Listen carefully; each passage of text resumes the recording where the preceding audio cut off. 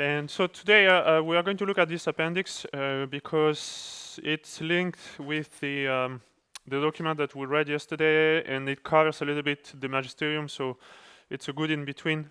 And then once we're done with that, we'll go back to the notes. So those are two allocutions. So if you look at Appendix 2 and 3, they go together. You will see the the subject matter is the same, and actually it continues, because what happens is Pope Pius XII is speaking to the bishops. You see in 1954, cardinals and bishops who came to Rome for the canonization of Saint Pius X, it says here, the first one. So it was on May 31st, 1954. But Pope Pius XII wanted to speak about the duty of the bishop, the duties of the bishop in relation to the Pope a little bit. So the power of magisterium and jurisdiction and sanctification. And so in the first encyclical, allocution, he covers more the magisterium, power of magisterium, and then in the next one he covers jurisdiction.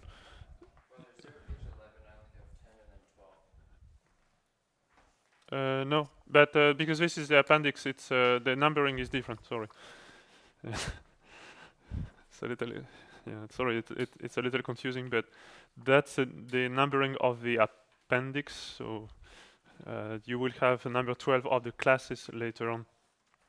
Okay, so this you can keep at the end of your binder or something, because as you know there will be a lot of appendix. So. All right, so let's look at this document today. At the same time, it's edifying. There are a lot of things that you can apply to yourself in spiritual life and how to behave as a priest. So I guess that would be a good continuation on the same subject, and then we'll return to the where we left. Okay, so let's read this allocution. Si diliges. So this one is a little bit easier to find than the next one. The next one has been translated actually at the request of Novus Ordo Watch, so I'm giving credit to them for translating that document, Magnificate Dominum. The Si diliges is a little more spread, and actually Monsignor Fenton has at least one article, if not two, speaking about this allocution in the American Ecclesiastical Review. In any case, let's look at this. So, Si diliges, if you love, feed. That's how it starts. These words, which are a command of our divine Redeemer to the Apostle Peter, are the commencement of the Mass in honor of one or more Supreme Pontiffs, so the Mass Si diliges me. They show clearly the meaning of apostolic labor, its exalted virtue, and the reason for its merit. It's all based on charity, obviously. Jesus Christ is the eternal high priest and shepherd of souls, who taught, labored, and suffered greatly for our sakes. Pius X, Bishop of Rome, whom it has been our great joy to enroll in the list of the saints, following closely in the footsteps of his divine master, took that command from the lips of Christ and strenuously fulfilled it. He loved and fed. He loved Christ and fed his flock. He drew abundantly on the heavenly treasures which our merciful Redeemer brought to the earth, and distributed them bountifully to the flock, namely the nourishment of truth, heavenly mysteries, the magnificent grace of the Eucharistic sacrament and sacrifice, charity, earnestness in governing, fortitude in defense. He gave fully of himself and of those things which the offer and giver of all good things had bestowed on him. Your presence in Rome, venerable brothers, and participation in these solemn celebrations gladdens us. You have come in order that in union with us you may pay a tribute of admiration and honor to a bishop of the city of Rome, whose life was the glory of the entire church, and to give thanks to Almighty God for those whom his paternal mercy, with a great abundance of favors, guides to salvation through this pontiff. Now, I don't know, I haven't checked the list of who was there and who wasn't there, but I would suspect that the most progressive modernist would not have been coming for the canonization of Saint Pius X. I don't know, but that would be my guess. So you have to think the cardinals and the bishops who were there probably were the best. And now, beloved brothers, as we stand among you, gathered together from all parts of the world, our heart is overjoyed. We, that is, the Vicar of Christ, who is also an ancient among you, the ancients. So obviously that is a reference to the term presbyter in Greek, which means an ancient. And also actually it's true that, as a matter of fact, usually the bishops and the cardinals are ancient, meaning they are older. What we have to say to you, we wish to sum up, first of all, in words taken from the letter which we have just quoted, of the first supreme pontiff and prince of the apostles himself. So that's St. Peter. The ancients, therefore, that are among you, I beseech, who am myself also an ancient and witness of the suffering of Christ, feed the flock of God which is among you, taking care of it not by constraint, but willingly according to God, being made a pattern of the flock from the heart. And actually that is used as the epistle of the Mass of Popes.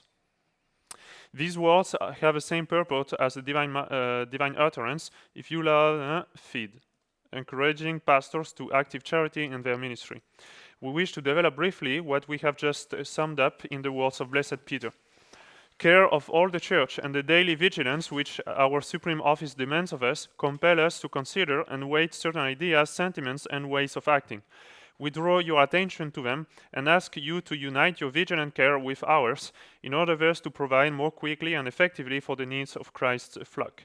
There are evident symptoms and effects of a certain spiritual contagion which require your pastoral care in order that they may not spread, but may be remedied in time and extirpated. I mean, remember he speaks about 54. So, yes, Holy Father, you were right. There was contagion going around.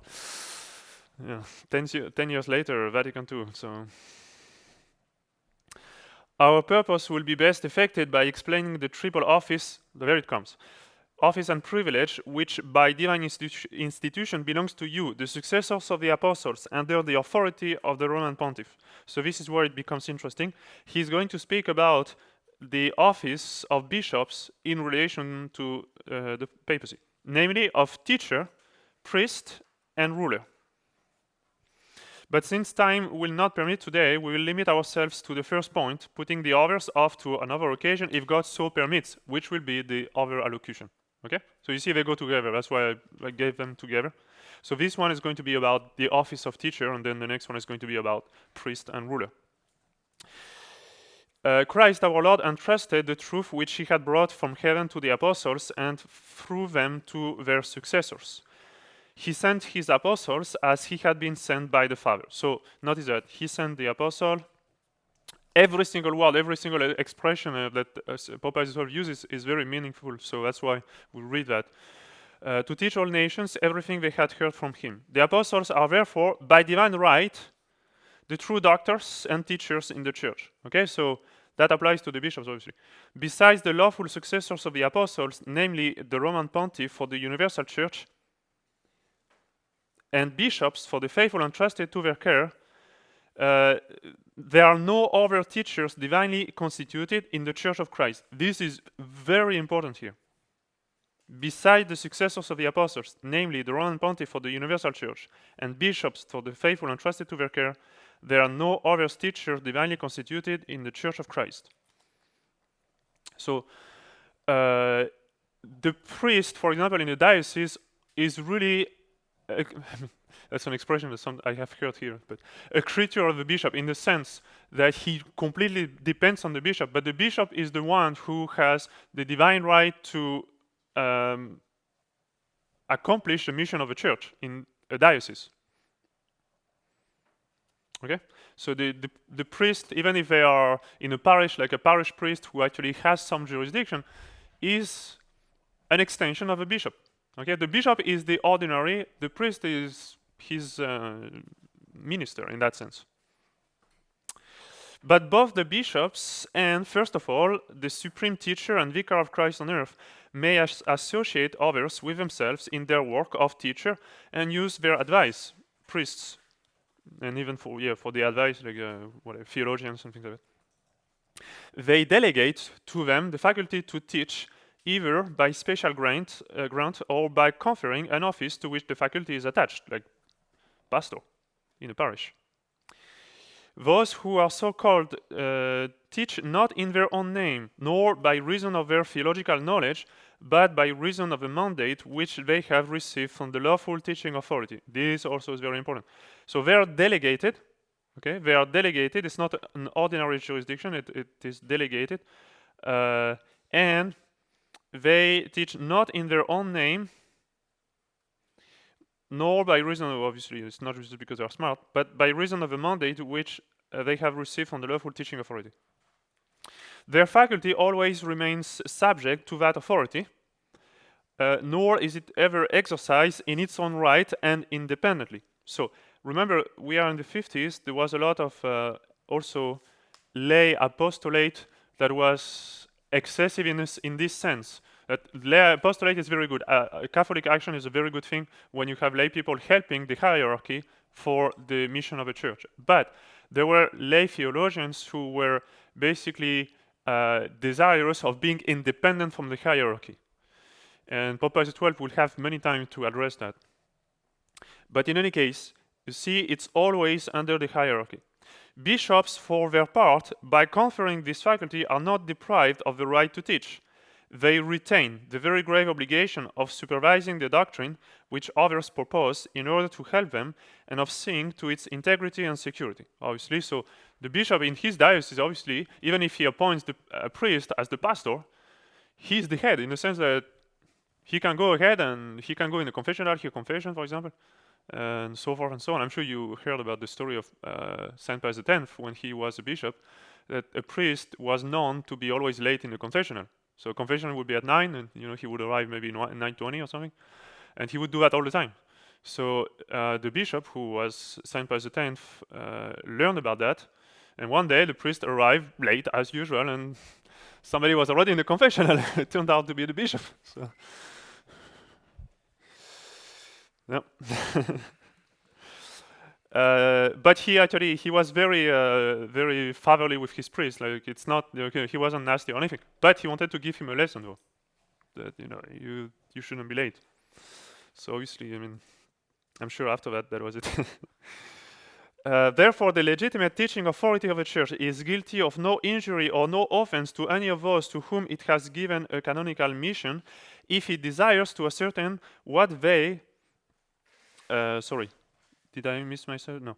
What they, to whom it has entrusted the mission of teaching, are proposing and defending in their lectures, in books, notes, and reviews intended for the use of their students, as well as in books and other publications intended for the general public. So basically, the bishops not only have a right to oversee whatever is being taught and published in their diocese, but it's not just like a privilege, it's actually their office, because it all flows from them. It's really, they are in charge of the mission of the church in the diocese. And everything that it's happening is really dependent on them, like as a team. I don't like too much the expression because it's not just like a team, like in a modern sense, but in the sense that it all is on the shoulder of the bishop of the diocese, really. So he shouldn't be just like looked like, oh, he's again there to bother us. No, actually, that's his job. He's the one in charge. In order to accomplish this, we do not contemplate extending the prescriptions of canon law on previous censorship of books to include all these kinds of teaching. For there are many ways and means at hand for investigating and acquiring accurate information on what professors are teaching. All right. And this care and prudence of a legitimate teaching authority does not at all imply distrust or suspicion, nor does the profession of faith which the church requires of professors and many others, the anti-modernistic oath. On the contrary, the fact that the office of teacher has been bestowed implies confidence, high regard, and honor shown the person to whom the office has been entrusted. Indeed, the Holy See, whenever it requires and inquires, and wishes to be informed about what is being taught in various seminaries, colleges, universities, and institutions of higher learning in those fields which pertain to its jurisdiction, is led by no other motive than the consciousness of Christ's mandate and the obligation by which she is bound before God to safeguard and preserve without corruption or adulteration sound doctrine.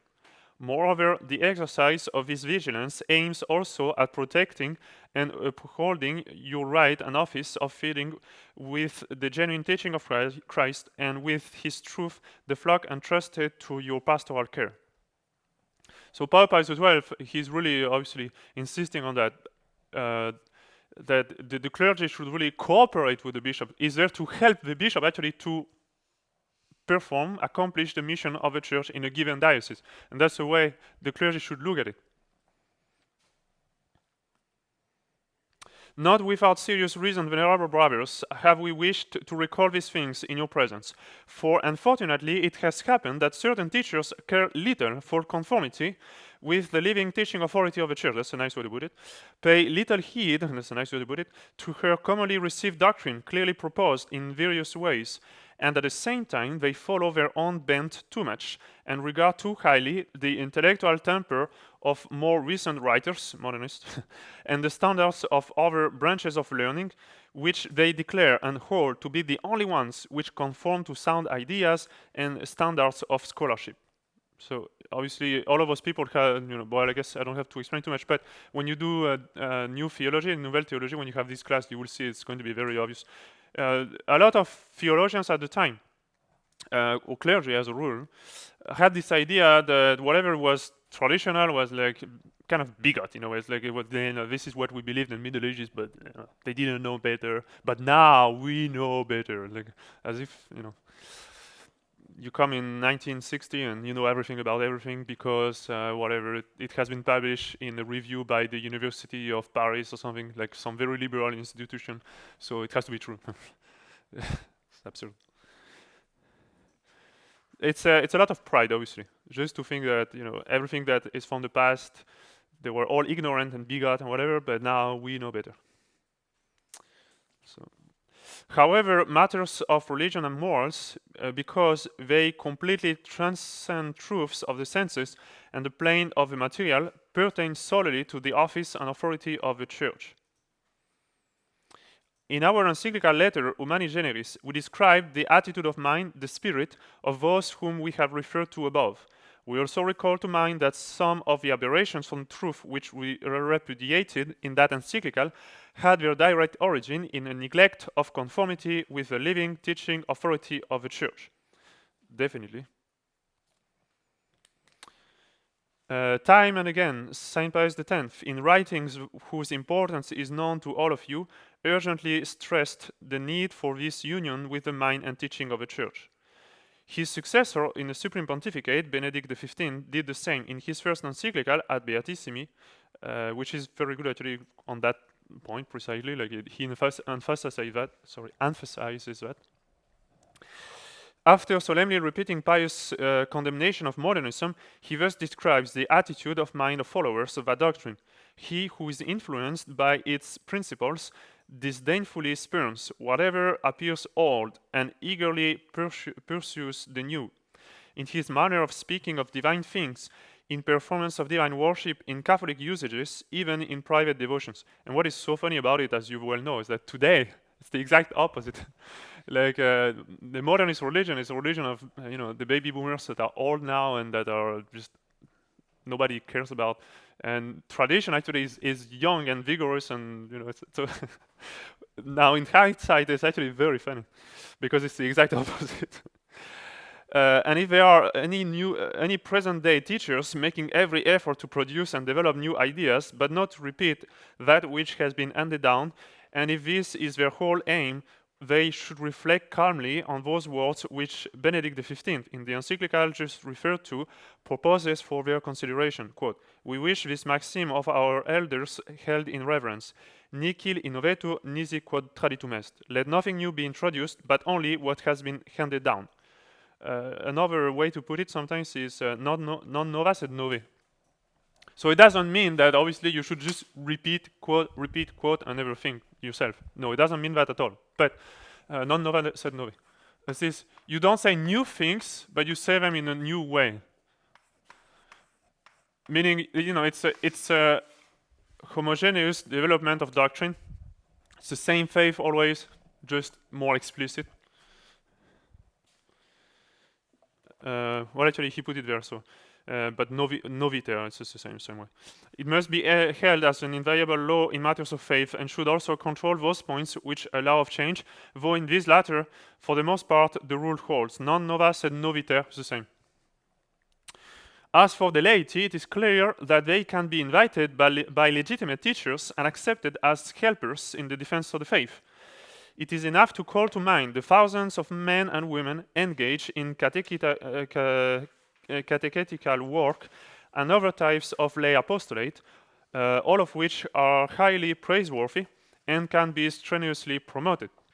So to this day, you still have a lot of people who help for different things, either in the parish with material things, or trying to convert their friends and things like that, or you have a few bloggers or things that are good, but usually you have actually more lay people who should ask for the clergy because what they write is completely nuts.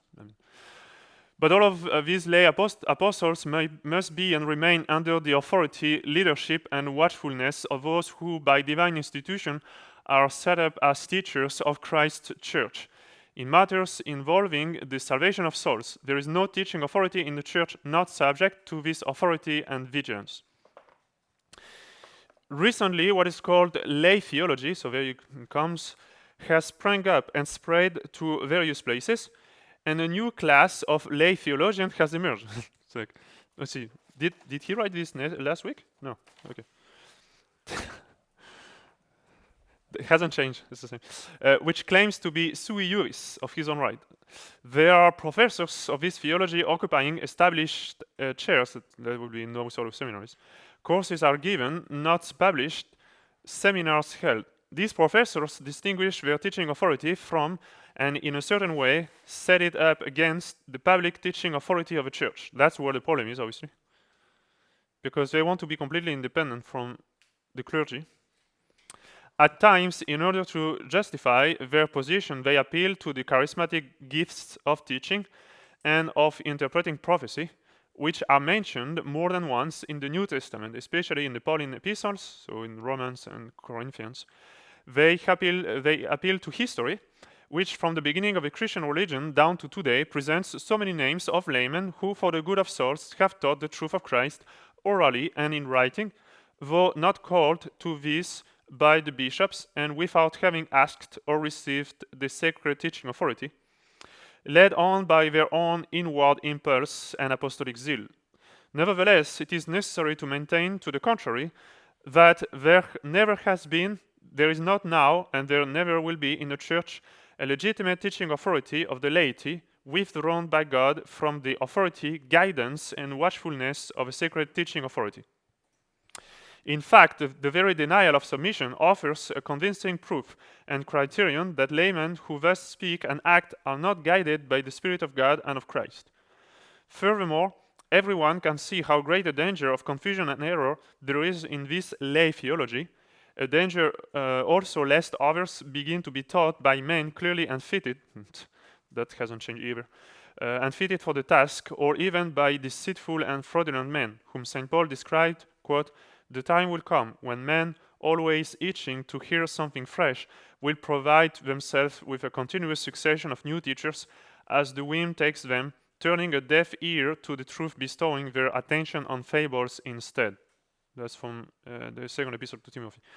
Yeah. So that is true also. The question of learning, obviously. I mean, you will see some lay people, I mean, a lot of lay people have the common sense to think, well, okay, I don't know enough, I will say my things, but with respect for the clergy and whatever. But some lay people are convinced that they know everything and they know absolutely nothing. And it's, you don't know how to handle those people, I will tell you. It's just because they are convinced that they know and you're just wrong. And they don't realize that they are completely ignorant. It's very sad because there's no way to get out of this circle. Like, they think they're right and you are stupid, and actually it's the exact opposite. So patience, you will see. When you are a priest, you need a lot of patience because they still have a soul to save. So you have to be patient with them, and little by little try to make them realize that they're wrong and that they should be more humble. But that's tough, I will tell you that. Far be it from us, by this admonition, to turn away from a deeper study and dissemination of sacred doctrine those men of whatsoever class or group who are inspired to it by such a noble zeal. So obviously he's not against people helping, far from it obviously, but always with submission to the authority of a church, the teaching authority of a church, the magisterium of a church, and so forth and so on. With daily increasing diligence, venerable brothers, as both the duty and the the duty and the privilege of your office demand of you, devote yourself to searching and penetrating more and more into the sublimate. That's a little. Is that the word in English? Sublimate? I thought it was like sublime. Right? Sublime. What is it in English? It says sublimate here. I'm confused about that. Well, because it's not an adjective actually, it's a substantive. So, but all right, let's move on. I guess it's sublimitas in Latin. That's probably why. So sublimate and profundity of supernatural truth, whose exponents you are by right, and with eloquence inflamed by zeal make known the holy truths of religion to those who are at the present time not without the threat of extremely grave dangers, are being engulfed by the darkness of error in matters of both mind and heart. And thus, through salutary penance and rectitude of affection, men may at least return to God, to turn away from whom is to fall, to turn towards whom is to rise again, to remain in whom is to stand firm. To return to whom is to come to life again, to dwell in whom is to live. And that was from St. Augustine, you can know that right away. In order that you may accomplish this, we call down heaven's help upon you, that it may be poured out in abundance with great affection we impart to you and to your flocks the apostolic blessing.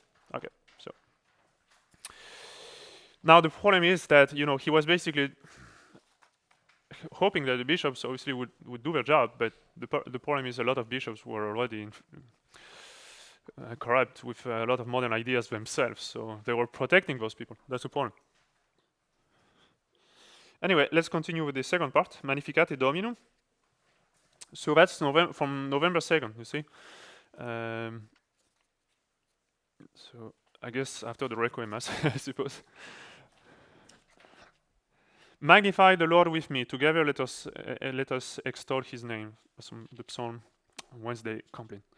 For by a new favor from heaven has our desire been fulfilled, and at the same time we rejoice at the sight of you, beloved sons and venerable brothers, gathered before us in such large numbers. And the consideration of the new liturgical feast of Mary, Mother of God and Queen of Heaven and Earth, which we just recently solemnly proclaimed, swells our holy joy, for it is only fitting for her children to rejoice when they see an increase of honor accorded their mother. So he just established the feast of the Queenship of Our Lady in 1954, and that's why they were here.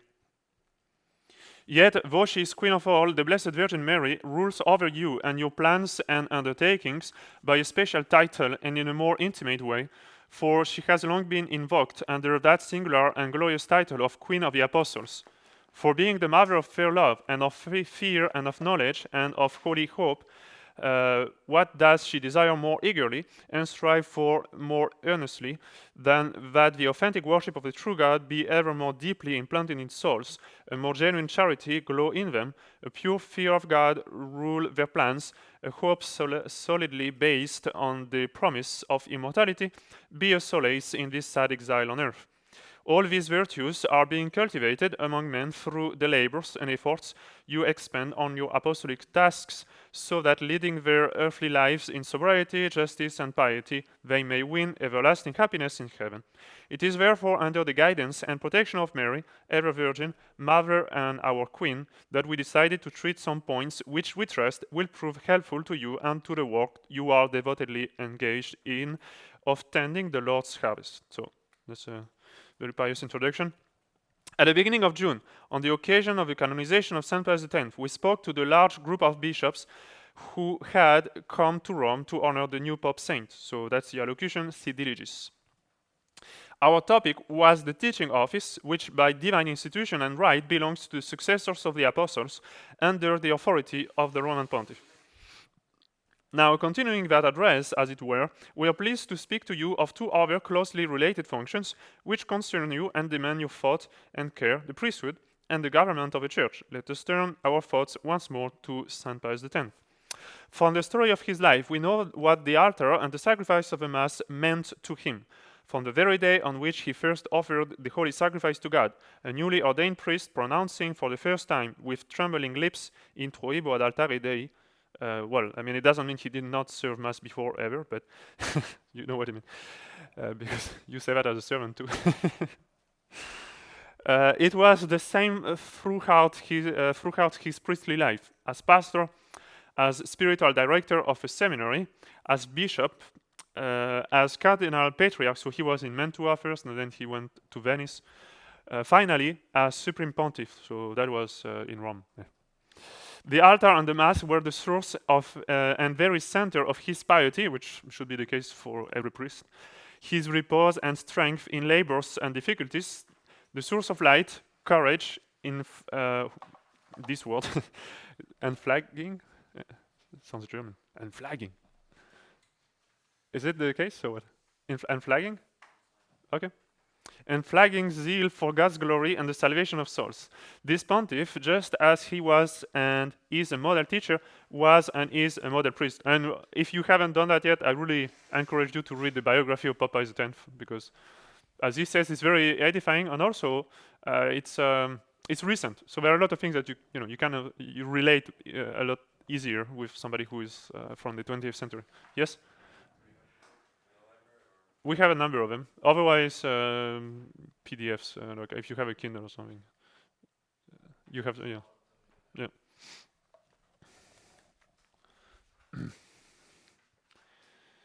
The particular and chief duty of the priest has ever been to offer sacrifice, so that's important. Where there is no true power to offer sacrifice, there is no true priesthood. So that's the first thing, as a priest. So that's why I'm telling you there are a few things that you can actually apply to your own life. Really, the main thing is the holy sacrifice of the Mass. If you did that, your day is a success in a way. Hopefully, that's not the only thing you do, but you understand what I mean. Like, if you said your Mass well, it was a good day. Okay, I can go to bed again. No, but it's obviously it's the essential of your day. This is also perfectly true of the priest of the new law. His chief power and duty is to offer the unique and divine sacrifice of the Most High Eternal Priest, Jesus Christ our Lord, which our divine Redeemer offered in a bloody manner on the cross and anticipated in an unbloody manner at the Last Supper. He wished it to be constantly repeated, for he commanded his apostles, "Do this in remembrance of me," which I guess, we're not really dealing with this directly here, but continuing the mission of the church, we have a divine command actually to do it. The apostles, therefore, and not all the faithful, did Christ ordain and appoint priests. So that's against them. To them he gave the power to offer sacrifice. Concerning this noble duty of offering the sacrifice of the new law, the Council of Trent taught, in this divine sacrifice which takes place at Mass, the same Christ is present and is immolated in an unbloody manner, who once on the cross offered himself in a bloody manner. For the victim is one and the same, now offering through the ministry of priests, who then offered himself on the cross, only the manner of offering is different. So this is important here, offering through the ministry of priests here. But we have seen that already before. Thus the priest celebrant, putting on the person of Christ, alone offers sacrifice, and not the people, nor clerics, nor even priests who reverently assist. All, however, can and should take an active part in the sacrifice. So here, that is again against Novus Ordo theology. He is very clear. The priest offers sacrifice, not the people. They do it obviously in a certain way, but strictly speaking, they don't. Like if as far as the priesthood is concerned, the Christian people, though participating in the Eucharistic sacrifice, do not thereby possess a priestly power. We stated in the encyclical Mediator Dei, which is a very good encyclical as well. We realize, venerable brothers, that what we have just said is quite familiar to you. Yet we wish to recall it, since it is the basis of and motive for what we are about to say. For there are, quote, some who have not ceased claiming a certain true power to offer sacrifice on the part of all, even laymen, who piously assist at the sacrifice of the Mass. Opposing them, we must distinguish truth from error and do away with all confusion. So you see how this is going to be very good. 7 years ago, in the same encyclical, we just quoted, Mediator Dei, we reproved the error of those who did not hesitate to state that Christ's command, "Do this in remembrance of me," refers directly to the entire assembly of the faithful, and only afterwards did a hierarchical priesthood follow. Hence, they say, the people possess a true sacerdotal power. The priest acts only on an authority delegated by the community. Wherefore they think, all of this is what they think, right? He's not saying this. Huh? Wherefore they think that concelebration is the true Eucharistic sacrifice, and that it is more fitting for priests and people to gather to concelebrate than to offer the sacrifice in private with no congregation present. Look at this, end quote. So. We also recall to mind in that encyclical in what sense the celebrating priest can be said to take the place of the people. Namely, because he bears the person of Jesus Christ our Lord, who is the head of all the members, and offers himself for them. Thus, the priest goes to the altar as a minister of Christ, subordinate to Christ, but ranking above the people. The people, however, since in no way do they bear the person of our divine Redeemer, and are not mediators between themselves and God, cannot in any way share in sacerdotal right. So that's pretty clear. In considering this matter, it is not only a question of measuring the fruit that is derived from the hearing or offering of the Eucharistic sacrifice. It is indeed possible that one derive more fruit from a mass devoutly and religiously heard than from a mass celebrated with casual negligence, but of establishing the nature of the act of hearing and celebrating Mass from which the other fruits of the sacrifice flow. Omitting any mention of the acts of worship of God and thanksgiving to Him, we refer to those fruits of propitiation and impetration on behalf of those for whom the sacrifice is offered, even though they are not present. Likewise, the fruits for the sins, penalties, satisfaction, and other needs of the faithful still alive, as well as for those who have died in Christ but are not yet fully purified. So that's in the considered trend.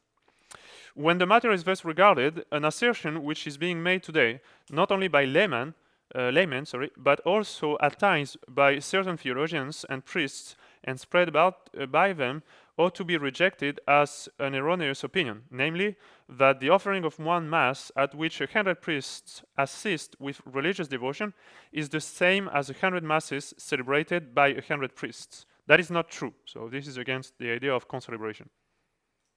You see? So keep that aside, it might be useful one day.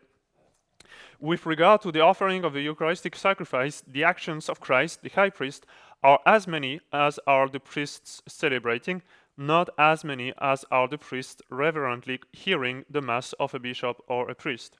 For those present at the Mass in no sense sustain or act in the person of Christ sacrificing, but are to be compared to the faithful lay folk who are present at the Mass.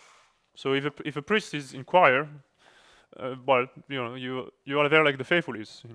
You participate in the Mass in the same way the faithful does.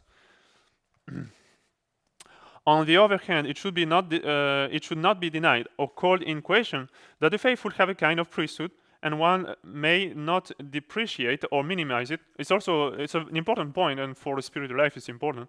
But obviously, it has to be understood well. For the Prince of the Apostles, in his first letter, addressing the faithful, uses these words: "You, however, are a chosen race, a royal priesthood, a holy nation, and a purchased people." So you see, he replied obviously to all of the modernist junk because he made that distinction very clearly. And just before this, he asserts that the faithful possess, quote, "a holy priesthood to offer spiritual sacrifices acceptable to God through Jesus Christ," end quote. But whatever is the full meaning of this honorable title and claim, it must be firmly held that the priesthood, common to all the faithful, high and reserved as it is, differs not only in degree, but in essence also, from priesthood fully and properly so called, which lies in the power of offering the sacrifice of Christ himself, since he bears the person of Christ, the supreme high priest. So this is against Protestant theology. We note with joy that in many dioceses they have sprung up special liturgical institutes, that liturgical groups have been established, that moderators to promote interest in the liturgy have been nominated, that diocesan or interdiocesan rallies on liturgical matters have been held, and gatherings have been held or will be organized on an international level. So there was an increase of interest for the liturgy, which started well. I don't know if you're familiar with the liturgical movement. If you're not, you should read about it. But in Father Cekala's book, he does a quick summary. Otherwise, there's a book by actually a former SSPX priest, Abbé Bonterre, who wrote on the liturgical movement. It's pretty good. So we have some copies in the library.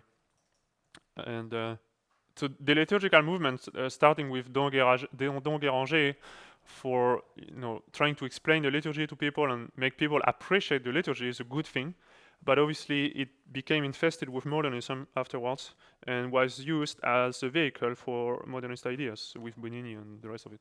Yes? How do you spell the name of the abbé? Bonterre, which I think is I'm guessing it's like that. So we have a number of copies in the library. It's like a red cover in English. I think it's called the liturgical movement. It's not very long and it's very informative. So I would, at some point, you have to read it anyway. If you don't read it now, you will read it later in your seminary. Yes? I don't know. No, I think he's remained in SSPX. Or did he leave? I'm not sure, to be honest. What? Yeah, he's dead, right? He's yeah. Okay. I'm not familiar with every SSPX priest, but he was more from the beginning of SSPX. I think even his writings now. I don't know. No, let me say nothing. I was going to say that something I'm not too sure about. So. We note with joy that in many dioceses, we are happy to hear that in some places the bishops were present in person and presided at these gatherings. These meetings sometimes follow a definite program, namely only one offers the Mass and others, all or the majority, assist at this one Mass and receive the Holy Eucharist during it from the hands of a celebrant. If this be done for a good and sound reason, and the bishop has made no contrary decision to prevent any scandal among the faithful, the practice is not to be opposed so long as the error we have mentioned above is not underlying it. Then, with regard to, that means basically you will have a gathering, a lot of priests coming, but there will be only one person saying Mass, and all the priests will just receive Holy Communion.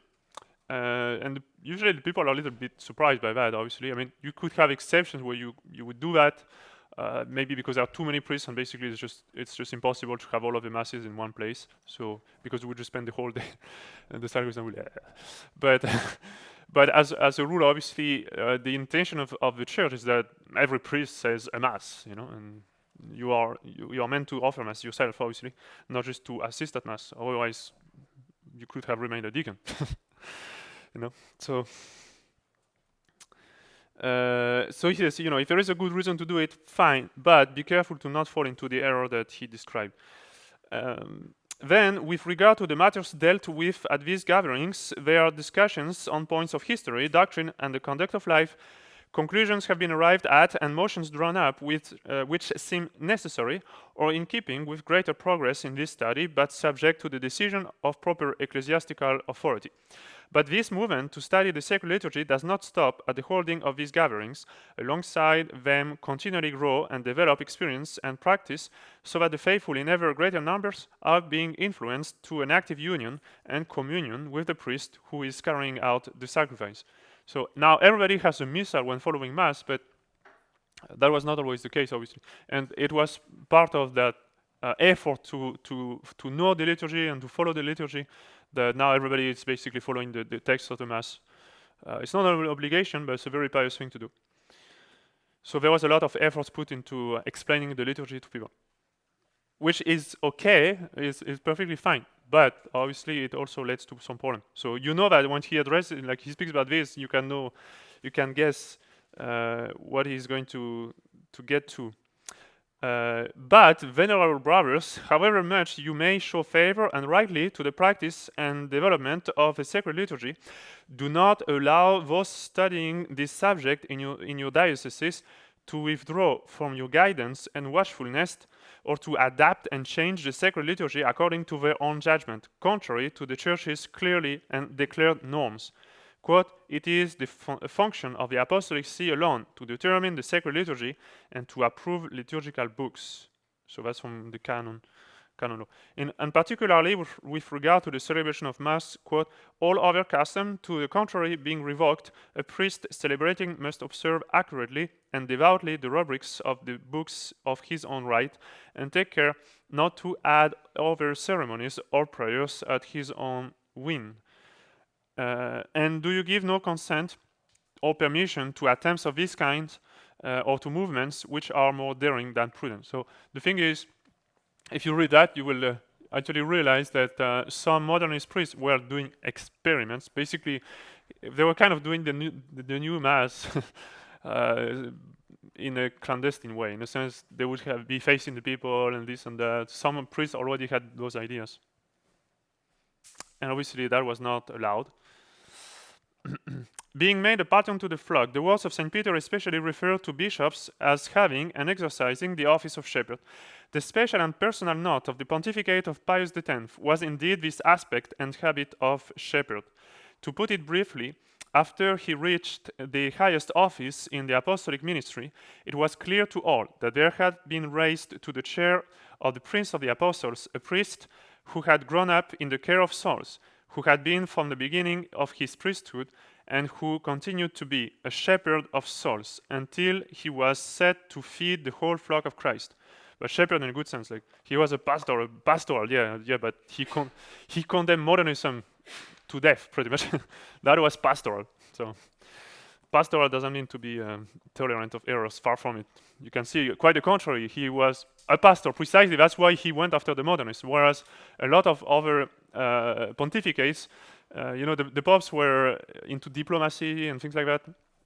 Whereas St. Pius X was a pastor from, always has been a pastor. So he has that practical sense. Those people need to be condemned because this is going to be a disaster. The unvary, sorry, it's difficult. The unvary, this word, whatever it is, the principle that doesn't change, which he kept in his action, the aim of life which he set himself was salvation of souls. So he had the good intention. If he desired to renew all in Christ, it was a desire for the sake of the salvation of souls. To this end and function, he in some way subordinated all his actions.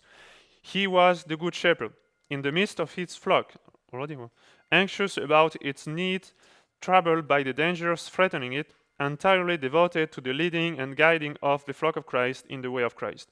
But it is not our present purpose, venerable brothers, while we are addressing you, shepherds of your flocks, to sketch again a noble image and perfect pattern from the saintly pontiff and shepherd.